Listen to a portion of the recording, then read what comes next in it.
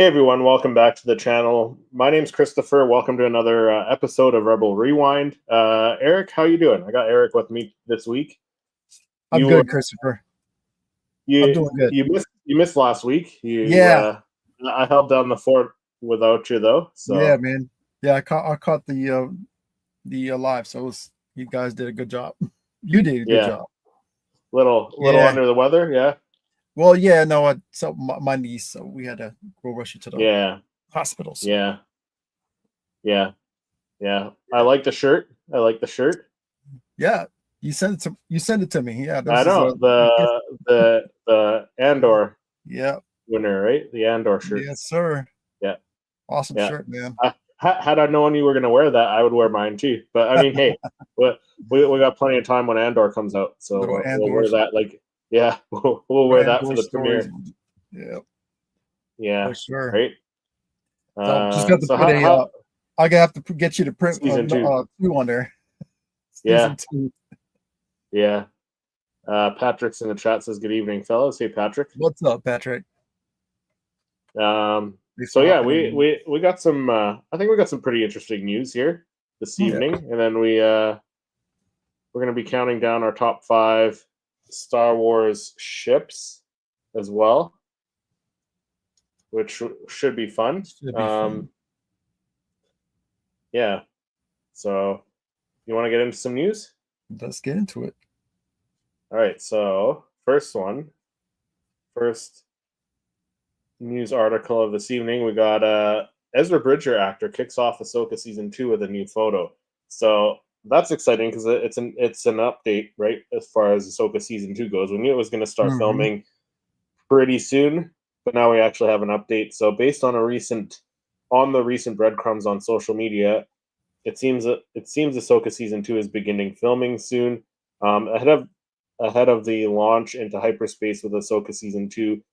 The Ezra Bridger actor Imanis Fondi shared an exciting photo kicking off Ahsoka's newest season while promoting the launch of his new podcast. So, following the events of The Mandalorian season 3, Ahsoka premiered on Disney Plus in August 2023, which we all saw. It brought back Hayden Christensen as Anakin Skywalker. This next season has quite a few rumors that Obi-Wan's supposed to come back. That Captain Rex might be in it. There's been Mm-hmm. all sorts of rumors. So Amanis Fondi kicks off Ahsoka season 2 with this post here that he put on social media. So congrats, Amanis Fondi, on launching your podcast, Keepers of the Fire, kicking off Ahsoka season 2. So that's I would say that's pretty close to official news, right? Mm-hmm. That it's starting up pretty soon.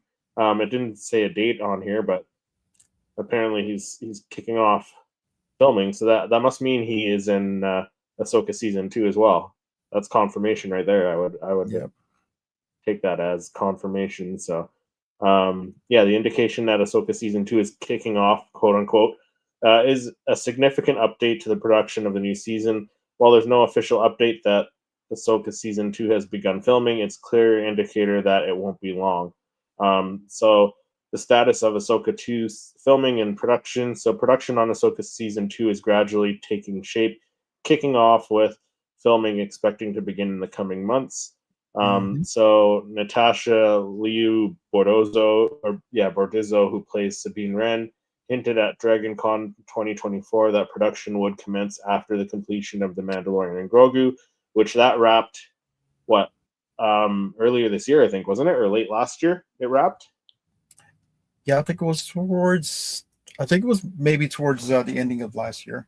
Yeah, I think And so now too. it's in the post production and editing and all that at this Yeah. moment. So yeah, Ahsoka season 2 should be it should start filming like any time now. So that's exciting news. And we also we got the recasting of Baylan Skoll, who was played Mm-hmm. by the late Ray Stevenson last time. Rest in peace, Ray. But replaced by Rory McCann, who was in Game of Thrones. Mm-hmm. So some interesting stuff there. Very cool. What are sure. your thoughts on that? Are you excited for it?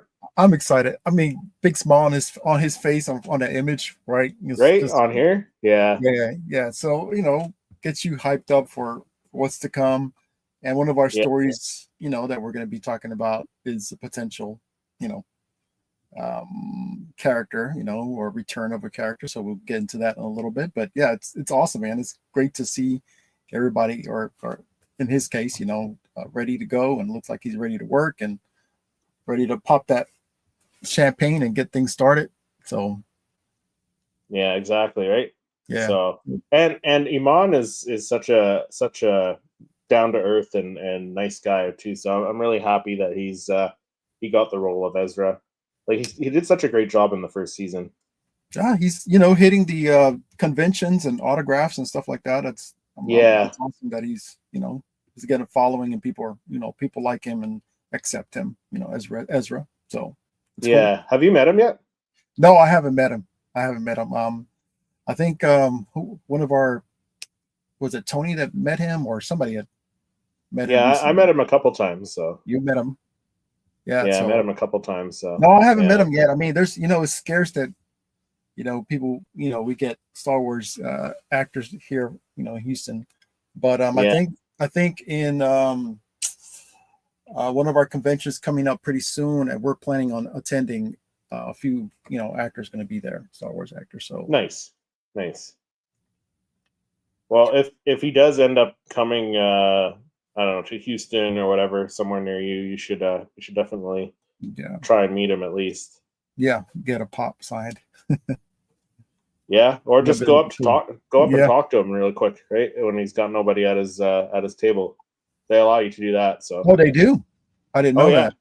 yeah, Oh, that's yeah. cool. As long as they're not busy, as long as they don't have anyone like in front of them, or like you can, I believe you can even line up like with the people getting autographs, and just like as long as it's like a quick hello, you can go up and say a quick hello to them and Oh wow, stuff like that. So I had no yeah, idea. yeah, So I never got anything like autograph from any conventions or anything. So I mean, if I have the opportunity, then I'll definitely do that. yeah. Patrick's still loving the Andor shirt. Yeah, Ain't that dope? Yeah. So no, I mean, yeah. I think Exciting it's news. forgot the name of it. We have a convention coming up in a couple of months. Right. Yeah. Right now, my mind is not it's not working right now. But yeah, Yeah. Yeah. I got one next month in is it April, Ash? and they keep announcing more guests. Like I've got plaques coming for John Boyega, who's coming. Mm-hmm. Um, Adam Savage, who worked like in the prop department building models on the prequels. Oh, What else do we got? We have Manny Jacinto's coming, which I met him in Vancouver. So I might go up and talk to him. He's a cool guy to talk to. He's very friendly, very down to earth. Um, yeah. I but think they Ashley announced Eckstein. they announced Jennifer Beals, who plays Garza Whip That's a or flip. Garza, Yeah. yeah, in the Book of Boba Fett, the Mm-hmm. Twi'lek there. Yeah. So she's coming to Calgary Expo. Cool. I don't think I'm gonna be able to get an autograph from her, but I'm hoping, because she, like, if she comes to one expo, usually they do like the rotation at all these fan expo conventions usually. So Yeah. Ashley Eckstein is supposedly coming to this convention that I can't. oh, nice. Yeah. Yeah, you should definitely go to it then. Yeah. That's the Yeah. plan. Star Wars nerd says Lubel. hello there. Hey. Yeah, so either way, Ahsoka season 2 is exciting news that it's going to start kicking off soon, because that means we may get it. What I would assume after, probably like after the Mandalorian and Grogu movie, I would imagine they would Yeah. I don't think they would. drop Yeah, it I don't think after they would that, drop it or before that. maybe 2027. That's a possibility. That's such a Yeah, long way from here. I know, Yeah. right? Yeah. No, that's cool. And like Yeah. I'm stoked for it. I can't wait for it to start. At Hmm. least get some Hmm. production images or something, Yeah. behind the scenes, or some locations. Right. Yeah, pictures of the cast together and stuff like that. That'd be cool. All right, I think my first story for this evening, let's see, is I usually have it on my tablet, so I'll gotta All good. remind myself which one is the first one. Okay, so Star Wars Andor, yeah. I'm convinced Star Wars is about to bridge the gulf between legends and canon. Let me go grab that one real quick.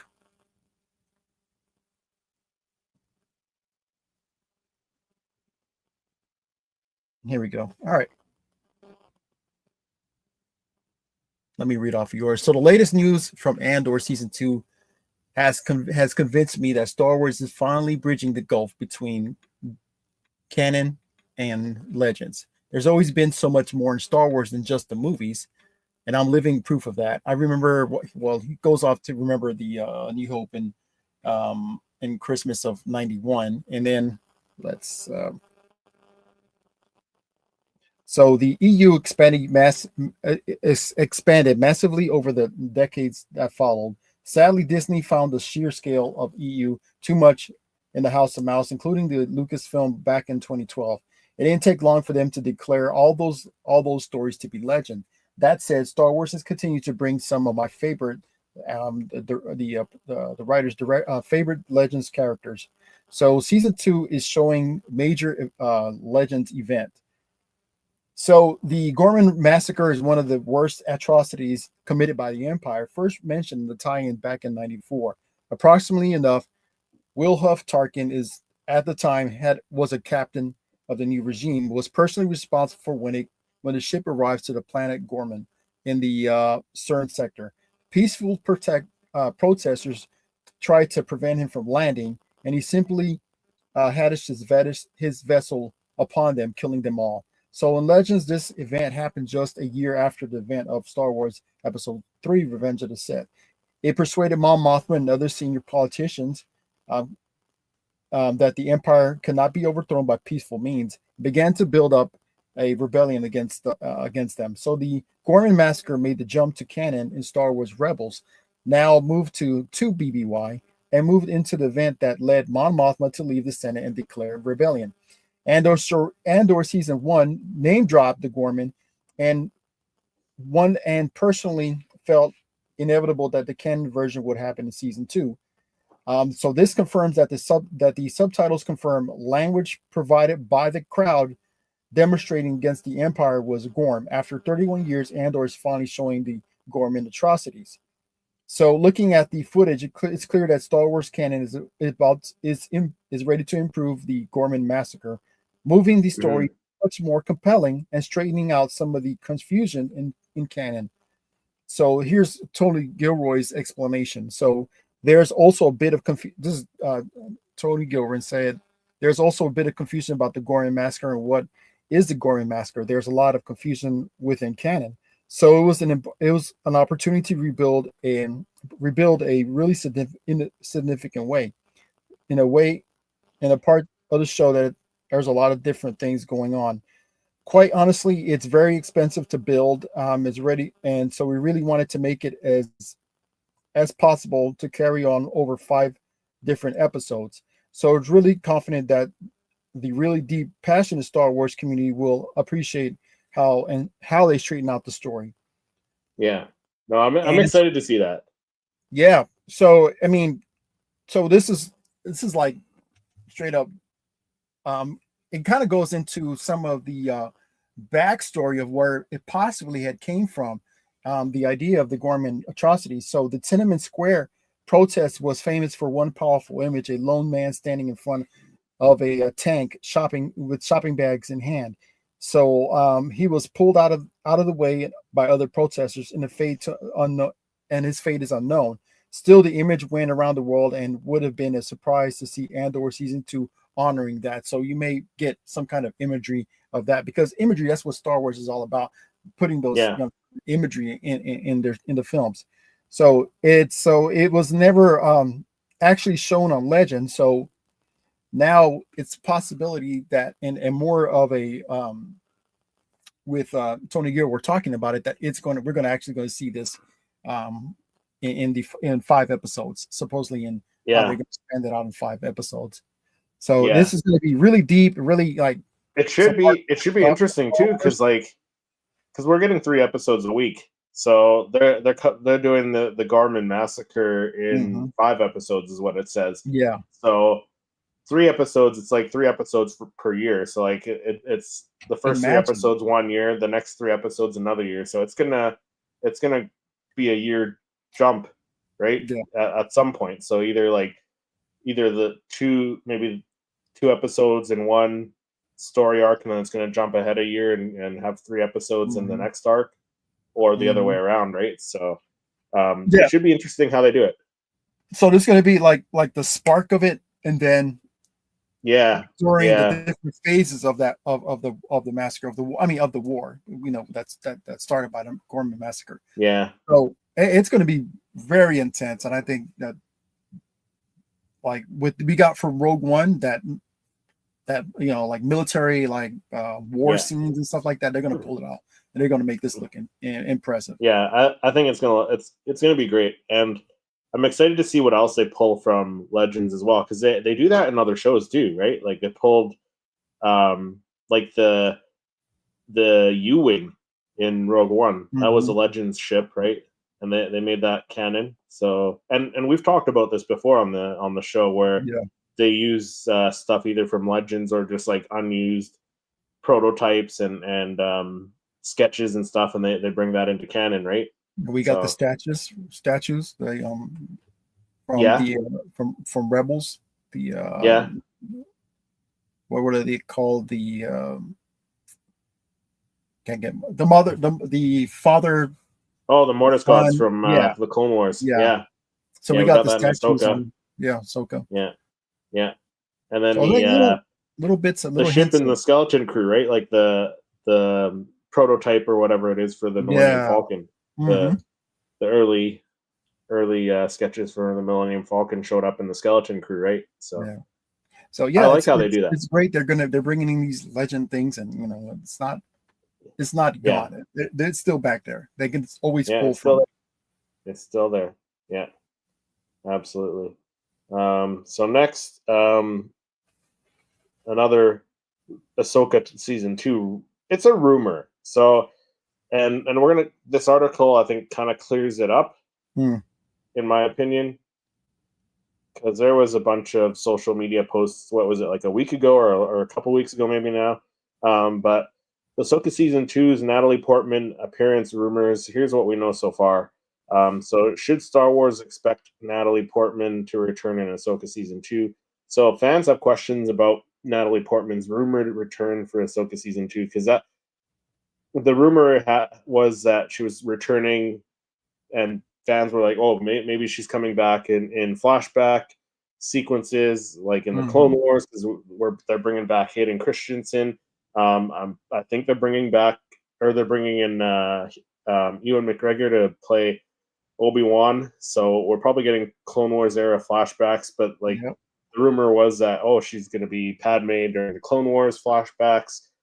So then more rumors came out, and Natalie Portman's potential Star Wars Ahsoka season 2 explained in this article here. So in 2023, the same year Ahsoka season 1 debuted, Portman confessed being open to returning to Star Wars, fueling speculation and rumors about her involvement in season 2. Earlier this year, a source reported uh, to film pundit Christian Harloff that the Academy Award winning actress was close to signing a deal, which I think we mentioned on the show when that news broke. Yep. However, not all reports claim Natalie Portman is returning as Padme, the former queen of Naboo. According to an online rumor about Ahsoka season 2, Lucasfilm cast Portman to play Abeloth, a dark side character from Star Wars Legends, with ties to Dave Filoni's current storytelling, with Balin seeking out the Mortis gods, the father, the statue, like you were talking about, the father, the son, Hmm. and then the daughter with the missing head. And like that, yeah, like you said, they appeared in the Clone Wars and Ahsoka season 1. But the theory explained that the shape shifting Abeloth would take the form of Portman's Padme Amidala to torment Anakin Skywalker, who also Mhm. shares a connection to the Mortis gods mythology. So, despite this being a new and creative way for Natalie Portman to return, and in my opinion, I think it could work. That would be crazy if she showed up as Abeloth and you saw Anakin tormented No, imagine that mind job worldly on him. remotes, right? That would mess him up. Yeah. You know? Like I mean, seeing Padme, but yeah. it's actually Abeloth. So like I could see that working. But despite all that, the rumors there, unfortunately, the report and its accompanying poster, which floated around social media, it was fan made. So it does, Okay. however, illustrate not only the audience's interest in the actress's reprisal, but their confidence that she will inevitably be in Ahsoka season 2, which she could still be in Ahsoka season 2. It's Mhm. just Yep. kicking off now. Sure. We might not hear anything for a little while, or maybe that's something to keep under wraps, right? Mhm. So, yeah. What do you think? What do you think of this? Yeah, I think I was like reading a little bit more on Abeloth and how she Yeah. would like shapeshift into like Luke's like love interest, and how like twice, and how she would like try to get him, manipulate him to do, or to Hmm. to get her, to get his help, or to use to use him for his the force, the force powers he has. And it's a possibility that now that Anakin's the force ghost, and maybe there's one way to try to manipulate him to become, or to be on her side, Yeah. utilizing Portman's Amidala's image, Yeah. and stuff. So yeah, that would be messed up. But I heard this That rumor would be messed up. few months ago, and I kind of like discredited it for a bit. I was like, no, I don't think that would that would be true. But now how I'm thinking about it is like, yeah, that would work. That would work out Yeah. big time It would be for the cool. storyline. Star Wars nerd said they. I don't know how I feel about Natalie being cast as Abeloth. I wouldn't mind Abeloth turning into Padme for a bit and messing with Anakin. Yeah, that Yeah, way, not right. yeah, Like not the whole time, but like maybe nah, like for part of the time. And then exactly. if you already have her cast in Ahsoka season 2, maybe you have her in like a flashback episode too, where So where we it's can like have her Clone Wars shapeshift flashbacks. from the creature that she is into Natalie Portman's, Queen Yeah. Amidala. Yeah, that would Hmm. work for a little bit, and then shapeshift into somebody else or whatever. I mean, But not that's the only would it force mess with perspective, right? Anakin too, like because it could mess with Ahsoka because Ahsoka was pretty close. Like Hmm. she was very close to Anakin, Yeah, and through that relationship, she was fairly close to Padme, right? And you yeah. saw them interact in the Clone Wars, so I would imagine it would probably mess with Ahsoka too if she showed up and turned into Padme, right? So Uh, the question is, can this happen? I think it It's a could. possibility. I mean, I think it's a possibility. story wise, if they write a good story, then they can Yeah, implement this. yeah, and it seems like they're kind of going that way with Abeloth, like because there were rumors that they were casting Abeloth that Hmm. we spoke about before, and they're kind of going that way with the Mortis God statues and Yeah, Balin kind of yeah, going calling towards out to what Balin. seemed to be like that Mortis temple because it had that light in the far distance at the Yeah. top. Yeah. And then this also in this article it said that Jeff Snyder, Dean Snyder, um, reported a while back that Natalie Portman did shoot some stuff for the Obi-Wan Kenobi series, Yeah. meaning like the prequel star could have reprised her role. However, Star Wars removed Portman's appearance from the final cut before the series aired on Disney Plus. So it's possible. Maybe they bring her back for Ahsoka season 2. Yeah, she's on the docket. I mean, she's Yeah, there. She's she said available. she's open to it. Yeah, she's available. Exactly. She's open to it. Right? Yeah. I Why mean, not? in a smart way, just do it in a smart way. Yeah. Bring her. I mean, if So even what if do you think? What do you think? You think we get her in Ahsoka season 2, whether it be like a flashback or I think Abeloth? a flashback. I think a flashback would probably be Yeah. where they would go with this. Yeah. Now, it's a possibility that they do introduce Abeloth in Ahsoka season Yeah. 2, because I mean Well, it's very dark, I think they will. I along think with they'll where it's introduce going. Abeloth. I think they'll introduce Abeloth. Maybe they might not use Natalie Portman as Abeloth. Yeah. But I mean, if she's already there filming flashback scenes, why not do like a quick Yeah. transform into I know. Padme and mess with Ahsoka and Anakin, right? So that be cool. That'd be smart if they did. Yeah. They did that.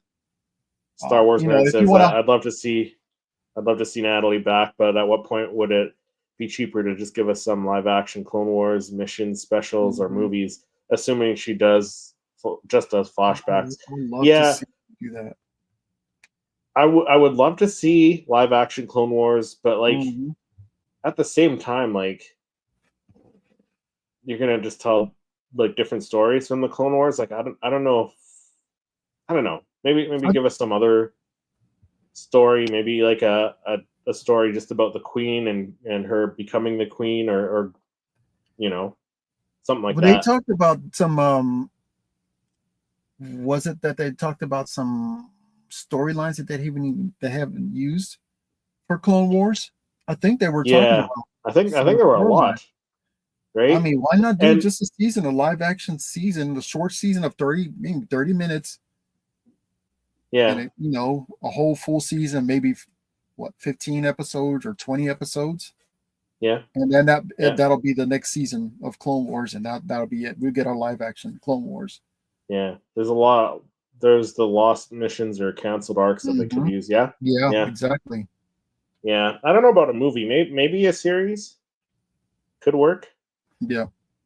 Right? Yeah, a series would work. I mean, a movie would be, imagine that. But I get it. I'll settle for a series. But I'm also all good with the flashbacks if they want to like bring her back for like a flashback in Kenobi, because who's to say like if they ever do if they do like a Kenobi season 2, maybe he has flashbacks to the Clone Wars era as well, right? Because like he had flashbacks to him and Anakin training. Yeah. So yeah, if they want to do flashbacks, I'm all for it. Yeah, do as many as possible. I would love to see these original, I mean, these prequel era characters back, big screen. Yeah, yeah. Or like I said, in a season or a show or something like that, a series or something like that. Yeah, yeah, that'd be cool. I'd be down. Yeah. All right. So was this mine or yours? This is yours is next, Chris. Sorry. No, this was yours. I just did mine. Okay. I don't want to step on your toes, man. All good. Right, so all good. The Mandalorian and Grogu had a $166 million production budget. So the California Film Commission revealed today that, a couple of days ago, that a total of 51 films has received tax credits to shoot in California. The list published on their website includes the upcoming Star Wars and The Mandalorian and Grogu. So we have already learned that this year that would be the case, and the tax credit would be near 20 million. But the list also reveals that the Jon Favreau directed film has a $166 million production budget after shooting for 92 days between June and November of last year. So the film is currently in post-production and debuted a teaser trailer in front of D23's audience last August, which hasn't publicly been released yet. So the movie will also be the center topic for an hour-long panel at Star Wars Celebration in Japan. Look, you guys who go, I wish I would go, but maybe some year. But okay, so the main cast is expected to reveal there, as well as as some early plot details in a larger trailer. The only time will tell if the footage is also publicly released. So for now, the Pedro Pascal will be back voicing the Mandalorian. Sigourney Weaver will have a supporting part in the New Republic Colonel, who sends Din Djarin on a mission to the Outer Rim. So Dave Filoni co-writes the script for Jon Favreau. So the Mandalorian Grogu comes out in May 22nd. And this will be the cheapest feature film that Lucasfilm has made since Disney acquired it in 2012. If you do it right, you can do a lot with the 20 million. Yeah. The 30, Yeah. yeah. Which one is it? How much is it again? Oh, the 166 million. Yeah. So here's a breakdown of Rogue One's $200 million budget. So noteworthy is that these numbers can vary from source to source. List on the public website and report the tax credit on UK have the budget for Force Awakens to be at least twice the number provided by Collider. Oh, it's interesting that the prequel, I mean the sequel trilogy films had a huge budget, like 226 million dollars for was it the Last Jedi or the Force Awakens, and this movie only got 163 million dollars. But I think that's not a bad thing. I think then that's actually a good thing. Bring the budget down, let them work Yeah. within that budget, and you can do some incredible stuff with that money.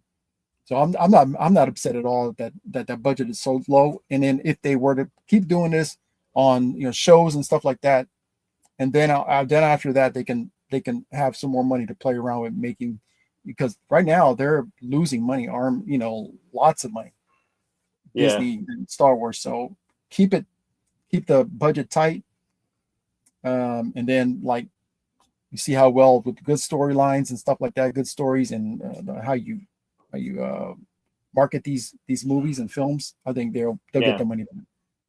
And see, Yeah. what the last thing you want to see is like a film that you spend so much money, like $200 million, and then it doesn't even rake in the money at the theaters. So case in point, I think the Snow White film didn't make what they thought it was going to bring in. So No, the and budget I saw that. Like it was okay. I saw it. It was okay, but it wasn't yeah, great. they went out of left field with that film with the original. Yeah, What did they you see had it? originally. No, I haven't watched it. Just heard other reviews on it. Yeah. Yeah. So I didn't find it interesting, and the the dwarfs, they just look so bad. I'm not gonna spend my money on it. There's other Yeah. movies I want to watch, so I'm not gonna watch that one. Yeah. Star Wars nerd said I think flashbacks are them testing the audience's obvious reaction Mm-hmm. to live action Clone Wars. Yeah. Yeah, that'd be cool if it got a live action series. I'm all Yeah, that's it for the news. Do you want to jump into our top 5 starships? Yes. So you said you have the images? Yeah, I can All bring right, up the cool. images here. Cool. All right, so we're going over the minds. Yeah, just start with yours. Yep. Yeah, start with your number 5, and then I'll start with my number 5. All right, so I think you're doing the honorable mention. Yeah, let me bring up where's your top. You had that one. All right, so I got for number 5. And when we went to see this in the theaters, how slick was this ship? So the Naboo Royal Starship, even the what you call it, the landing gear. Yeah. Beautiful ship. So this has got to be my number 5. The whole design, the sleek design, I'm all for like the rustic and but sometimes the sleek designs, with the simplicity of it all, I think that it gets my attention also. So going with number 5, we got the Naboo, Padme's Royal Starship. Yeah, and then jumping into my number 5. Oh, I was gonna say, if anybody who's watching live, if you guys put your top 5, and that'd be cool. See what you guys. Let us know your top 5 as well. So for my top 5, I went with the Falcon. Ooh. So iconic ship, right? And like what, 12 parsecs past the did the Kessel run in 12 parsecs? Less than 12 parsecs. Fastest ship in the galaxy. Yep. Right. I like the design, but like out of the other ones on my list, it's my least favorite out of like my whole list. But I still like the design. Like I like the round design with the cockpit off to one side, and then we really got to see this design kind of shine in Solo a Star Wars story when he kind of like Mhm. whipped it up, like he kind of whipped the ship pivoting around the cockpit and smacked the TIE fighter and destroyed that TIE fighter when they were escaping Kessel there. So, yeah, So just a I got really a cool question. design, iconic design. Yeah, So do you prefer this version or the this solo version with that's the tough. I mean, I think I like the look of the like damaged and beat up. Like it's Mhm. more aggressive without Yeah, the escape pod attached to the front, yeah. right? Okay. Yep. That's Yeah, cool. Yeah, that's not a wrong or right answer. So yeah. All right. So what's your number 4? okay, so number 4, we got the Corellian Corvette as seen on Rogue One. I love that ship. Love it. This is so cool. And this is the not the original idea for the Millennium Falcon, but it No, is a but part they took, of the ship. yeah, I it's mean, part of that same concept, original the concept. lineup Yeah, of. yeah, which is cool. So he had several designs that he was going with, and this one is one of those designs that I love. And so seeing what it can do in Rogue One, that was so impressive. I could just move Yeah, those Imperial ships, just push them out the way like one of those like tugboats. Just so yeah, cool. yeah, How powerful these ships and with those with the 8 um exhaust the engines in the back. That's freaking awesome. yeah. No, I like it. It's again another iconic ship.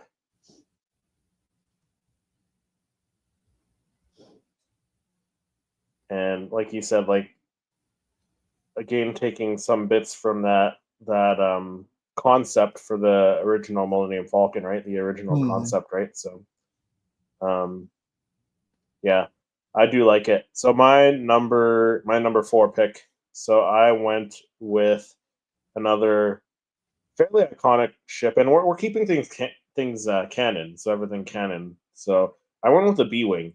So I like the story of how like Hera kind of helped design the B wing and the weapons on the B wing in Mhm. Star Wars Rebels. But I like the pivoting, like the cockpit stays still, where the rest of the Yeah. body of the ship kind of like pivots around it, depending on what kind of flying maneuvers you need to do, right? And That's the wings fold down, which ships with wings that fold down, they just look cool, mhm. in my opinion. Which Yeah. you'll see because I have another one on my list where the wings fold, and I like the style of it. It just looks cool. Yeah. So that's the B wing, right? I love And then like the like yeah, it design you said, pivots. the cockpit Yeah, and pivoting. then the way it fires, like we saw it in Mhm. Skeleton Crew as well, right? Where Yep. the lasers all kind of like come together from the 3 points, and they or from the 4 points, and it fires like a laser blast that way. Yeah. So no, it's very cool. It's a very Totally cool original, design. cool Yeah, design. Yep. yeah, yeah, very cool. Um, so what's your number 3 pick then, All right, we were Eric? talking about the wings that close, and so Oh yeah, anyways, there we go. wing. So we're gonna go with what my number 3 is the X-wing. Nice, I nice, mean, this is like iconic. iconic, man. The whole front end, how it's shaped, the damage on it, the quad engines on this thing. Yeah, It's beautiful, beautiful ship. The way the canopy opens, amazing. And and every yeah, time we see the ship, it's like something's good's gonna happen. Something's good's gonna happen. So we got yeah, the on the Mandalorian, where we got um, Luke came and saved the day on that, come in and in the X-wing, just amazing. So yeah. So yeah. to me, it's like as a kid, this is one of my favorite ships. So Oh, okay. Patrick put his top 5. So he went the Ghost for number 5, the Razor Crest for number 4, the Imperial Shuttle for number 3, Ooh, the Millennium Falcon ooh. for number 2, and then X-wing for number 1. You see, Nice, that's nice, ain't that cool, nice. man? That is cool. All Nice, right, nice list. so jumping into my number 3 pick, I went with another iconic ship in my opinion, the Tie Fighter, and I Ooh. just like this one because it's fast, it's zippy, it's solar power, like it uses solar power. It's got the twin ion engines, right? Mhm. And we saw in like the standard ones in the Empire Strikes Back and stuff in the original trilogy were one seaters, but they branched out into like different kinds of TIE fighters, and then like we saw in the Force Awakens, you could have two pilots in the like. Mhm. I'm guessing it's a slightly larger one, but like the original one, it was like one pilot, very tiny, very fast. Um, yeah, just and that sound, right? That high Mhm. pitched squeal as it Yes. goes by past on the Yes. screen, right? Like iconic, I right? see. I used to sit there and draw this thing as a Yeah, kid.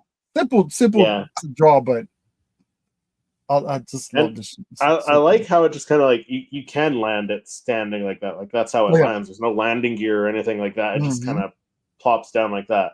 Although we did see other versions again of it in the Mandalorian, where like Moff Gideon had the one where the wings folded down and Yeah. it landed like that. But still, like it's still very cool, very iconic ship. Now we see how some of them like you have at the in the they have the like a clamp on the top that kind of holds it. Yeah, Yeah, or yeah, is it towards the back? But it kind of they have it like shelved, which is pretty cool. yeah. Patrick said TIE fighter excellence in geometry and design. Yeah, absolutely symmetrical too, which I Yeah. love. Even the wings on this thing is so cool. Yeah, right. All right. Yeah. So what's your number? What's your number two pick? Okay. Everybody knows not my favorite character, so we're gonna go with the slave one. So Boba Fett's slave one ship. Nice. How cool is that, man? Right?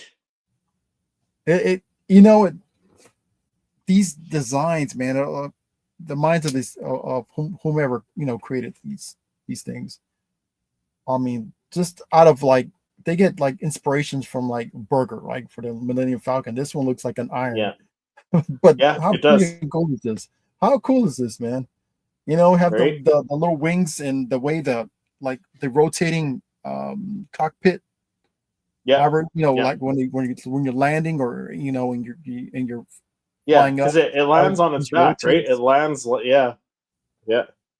No, that's wicked. Yeah. Wizard. So yeah, this is my number Wizard. two. Yeah. Only ship cooler than Boba Fett's is Jango Fett's Slave One. I mean, you know what? I like the damaged look of Mhm. the red and the green. So I prefer Boba Fett's version of it So we're gonna do our myself. before we do our number one, we're gonna do honorable mentions. Yeah, so let me do my number two pick. So my number two pick, like I was mentioning, another folding wings, the Imperial shuttle here, Ooh, right? yes. So folds when it lands, the landing gear comes out, and I just like I've always loved seeing this ship in Return of the Hmm. Jedi, but like also in other Star Wars content, we've seen it in like Mandalorian and stuff like that. Hmm. But it's just you got the cargo space, you got the space for a crew, like a bounty crew, like a crew of bounty hunters or whatever, whatever your crew you're carrying. Um, and then like when the wings fold down, it's very iconic again, So iconic. very symmetrical again, right? So Hmm. yeah, it's a cool ship. It's a cool looking ship. It's gonna Yeah. it's not gonna do very well against another ship that has more firepower, right? More Yeah. defenses. Because I think it's only got the blasters on either side, like on just beneath the wings there. Um, so But a yeah, ship like this, it says somebody's importance coming. So this is very yes, yeah, right. So I like it. So yeah, you want to elegant. jump So, into our honorable mentions there, Eric? okay. So we're gonna go with my first honorable mention. We Okay. have the Fondor Hallcraft Yes. Lutheran Rails ship.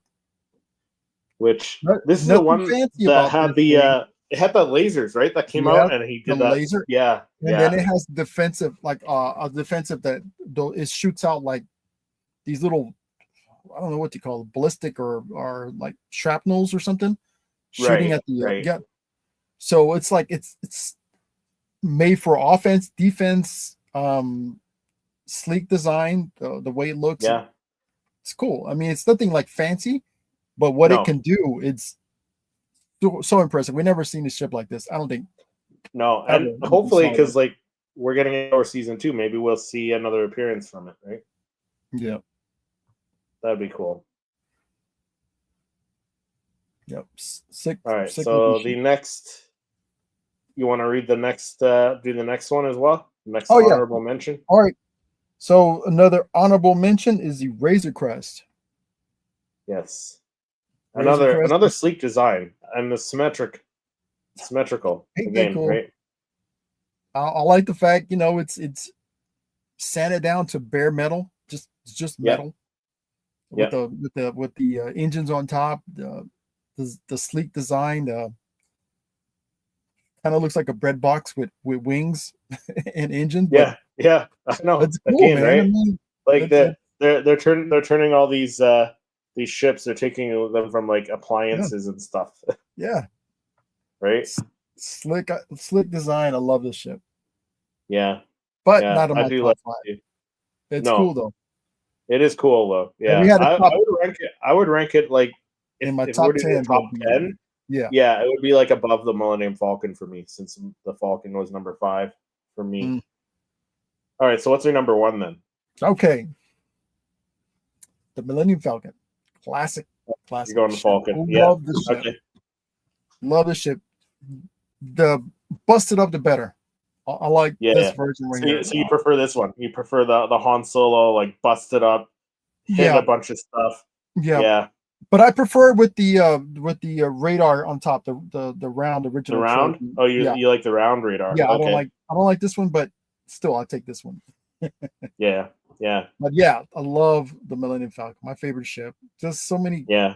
I mean, even the inside, the way the layout of it's so cool. Got sleeping area, your Yeah, atrium you got a area, lot. You got a lot of cargo space, yep, right? Yeah.